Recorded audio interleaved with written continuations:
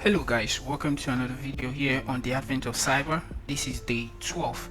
If I can't steal their money, I will steal their joy. The basic story behind today's challenge is that the Wavers Bank had a huge turnover this year and expected a massive profit before the holiday season.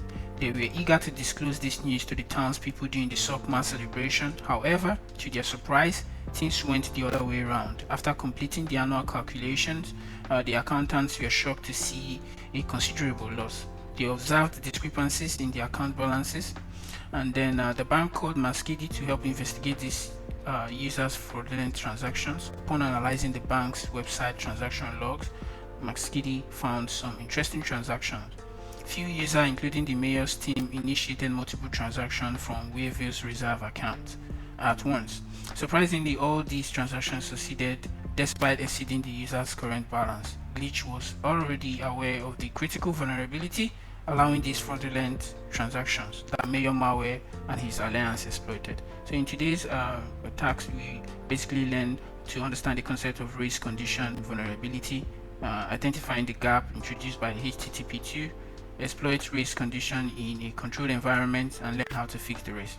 Without further ado, I'm going to start the machine and also start the attack box here on the top here. Okay, and while it's starting, basically you can read all through this. I just want to look at the typical timing attacks, specifically the race condition. You see that the race conditions are similar to business logic flaws in that a threat actor can cause the application to perform unintended actions. However, the issue's root cause is how the web application processes requests, making it possible to cause the race condition. For example, if we send the same coupon request several times simultaneously, it might be possible to apply it more than once. So that's where the flaw comes in. So we're going to see this in the practical, which is just simply solving the task today. Basically, we're going to be using burp suits, and let me see here. The question we need to solve, this is the example. Then the real question or task is let me see here. Okay, verifying the source code now. Fixing the race, yeah, over here. Time for some actions. So this is what we need, and once we get that, once our machine is ready, we get into action.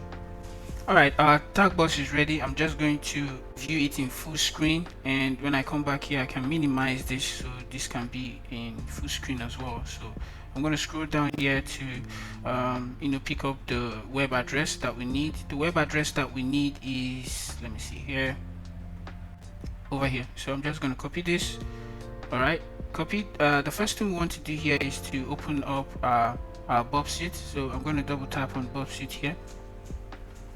Alright, so we just click on next here and click on start burp. Okay, so once we're here, because it's tiny, we can come over to settings and do some changes here. We'll click on settings.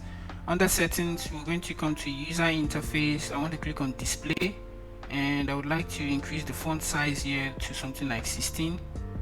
Okay, you should enlarge it now.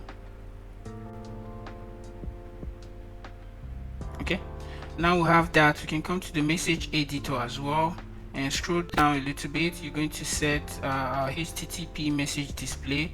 I want to change the font, and I want to set it to like 15 and hit OK. And lastly, I want to click on burp browser and set allow burp browser to run without a sandbox. Once we're done, close our settings page here. We head on to proxy. Over here, you click on proxy, turn off the intercept, and then let's open up the browser. Open browser. Alright, so once we have our browser on, let me enlarge it for a while. Okay, now we're going to paste that URL. If you're done pasting, you can put it over here on the clipboard first. Once you paste it, you hit enter. So once it's loaded, the first thing we'll just whatever you do here is being captured in the history. So we want to log in as account number 101 and password as glitch. Okay, login 101, account number glitch, and hit login. Now we're logged in. The task wants us to send over $2,000 from this account, and we're sending it to an account number 111. So first you can just type in account number 111. Okay, and over here I would like to just type in the amount. Let's just send 500. Okay, then we hit transfer, and it says successful transaction and the ID. So now let's go back to our burp suite. Okay, and let's click on the HTTP history here, and if we scroll down, you can see that transfer we made here. If we click on this transfer, it's going to give us the details over here. So if we scroll down a little bit, let me enlarge this as well. Okay, so that's the transfer request we just made, and over here you can see the account number 111, amount equals to 500. So what we're going to do here is to Control R and send this to repeater. Over here in repeater, now the key thing about what we are doing today is it's about the race conditions, right? So we're trying to see how we can do multiple requests in one time. Okay, or sending those requests and allowing the server to do that because of the vulnerability. So in this case, what we do in this repeater is you want to create a group, but before you do that, you can also just put your cursor here and Control R. Let's do this multiple times to like 10. All right, 7, 8, 9, 10. Click on this plus sign here and then create a group tab, and then let's add all the tab we just created. 6, 7, 8, 9, 10, and then create. Once you create, you come over here under send. For this action, we want to do what? We want to send them in parallel. Send group in parallel last byte, and then we just click on send. Okay, once it's said and we get this, we're not much interested in this. What we need to do now is to come back to our browser, and once we refresh our page here,